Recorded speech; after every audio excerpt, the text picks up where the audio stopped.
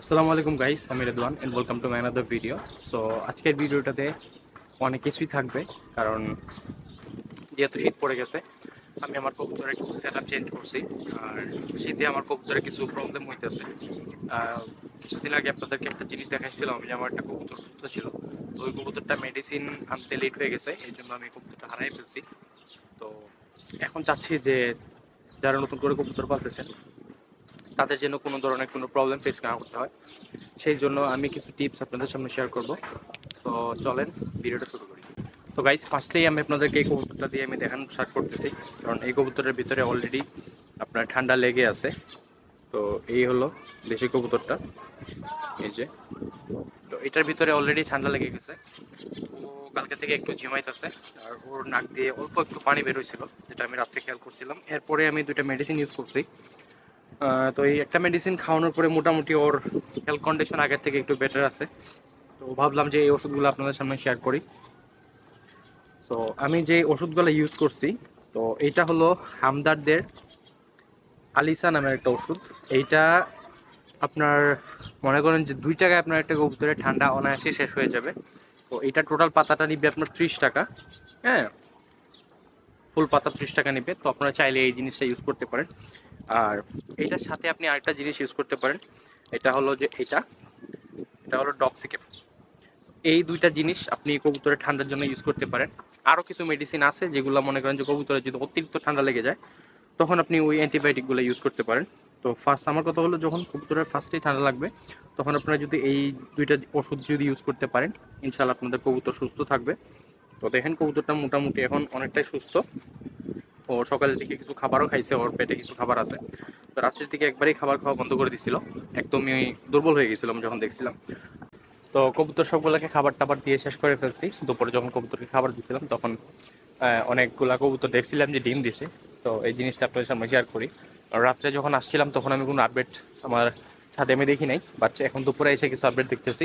তো এই জিনিসগুলো আপনাদের সামনে শেয়ার করার ট্রাই করবো। তো চলেন ফার্স্টে শুরু করি। আপনার যে লফটের যে ত্রিপলগুলো আমি লাগাইছি, তো এইখানে যে ত্রিপলগুলো দেখতেছেন এটা টোটাল 4টা সাইড দিয়ে আমি ত্রিপল দিয়ে কাভার করে দিছি। একদম এই সাইডেও কভার করে ফেলছি, এই সাইডটা টোটাল সবটা সাইড আমি টেপল দিয়ে কভার করে ফেলছি, যাতে কোনো বাতাস না লাগতে পারে। আর আমি যে দরজাটা বানাইছিলাম ট্র্যাপিং সিস্টেমের যে দরজাটা, এই দরজার জায়গাটা আমি একটু সিস্টেম করে খালি রেখে দিছি। তো সারাদিন এইভাবেই থাকে। আর ট্র্যাপিংয়ের যে ডোরটা, এইটা সবসময় ওপেন থাকে। তো এইখানে আপনারা যদি লক্ষ্য করেন দেখতে পারবেন যে এখানে এক পেয়ার কবুতর ডিম পারছে। দুইটা ডিম মাসাল্লাহ পারছে, আমি কালকে রাত্রে খেয়াল করি নাই। এর আগের দিন দেখছিলাম যে একটা ডিম পারছিল, বাট আজকে রাত্রে মেবি ওইখানে একটা ডিম পারছে ওরা। আর এখানে হলো আমার বাসার যে ময়নাজাক পেয়ারটা, ব্রিডিং পেয়ার যেটা, এইটা ওরা একটা ডিম পারছে এখানে। আর আমার কবুতর যেটা মারা গেছিল, এটা হলো এইটার সাথে যে নটটা, এই নটটা মারা গেছিলো। অনেকেই নটটাকে দেখছেন, আমি অনেক ভিডিও ওর দিছিলাম। আর এইখানে একটা পেয়ার আছে, ওরাও মাসাল্লাহ ডিম নিয়ে বসছে। তো এই ছোটোখাটো কয়েকটা আপডেট ছিল। আর আমাদের এখানে যে রেসারটা ছিল, ওরাও দেখলাম মাসাল্লাহ মিটিং করতেছে, অথবা কিছুদিনের ভিতরে ওরাও একটা রেজাল্ট দিবে। আর এইখানে যে কিং পেয়ারটা রাখছিলাম, কিং আর বোম্বাই পেয়ারটা, ওরাও মাসাল্লাহ মিটিং করতেছে। এইখানের যে বোম্বাই পেয়ারটা ছিল, ওরাও মাসাল্লাহ কিছুদিনের ভিতরে হয়তো বা ডিম পারবে। তো এই ছিল আমার লফটের কিছু আপডেট। দেখেন মাসাল্লাহ কবুতরগুলো এসে ঢুকে পড়ছে আবার কোপে। আর সবগুলো কবুতর এখানে ছাদের মধ্যে বসে আছে, যেহেতু একটুকে খাবার টাবার খাইছে। সবগুলো কবুতর এখন খাবার খেয়ে রেস্ট নিতেছে।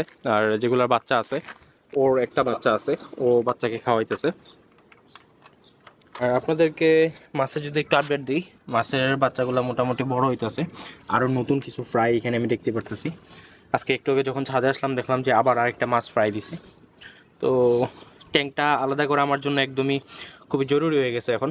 ইনশাল্লাহ নেক্সট ফ্রাইডেতে ওদের জন্য একটা আলাদা সেট আপ রেডি করবো, এবং যেহেতু টাইম পাইতেছি না এই জন্য কোনো কাজ করতে পারতেছি না। মাসাল্লাহ অনেকগুলো ফ্রাই এখানে আছে। আর বড় যে পেয়ারগুলো ছিল, ওরা মাসাল্লাহ আবার হয়তো বা বাচ্চা দিবে। যে ফিমেল মাছগুলো ছিল, ওদের পেট অনেকটাই বড় হয়ে গেছে। তো দেখতে পারতেছেন মাছগুলা অনেক সুন্দর। তো গাইজ আজকে ভিডিওটা এই পর্যন্তই ছিল, আর ভিডিওটা ভালো লাগলে শেয়ার করে দিবেন। তো সবাইকে এত সময় সাথে থাকার জন্য অনেক অনেক ধন্যবাদ।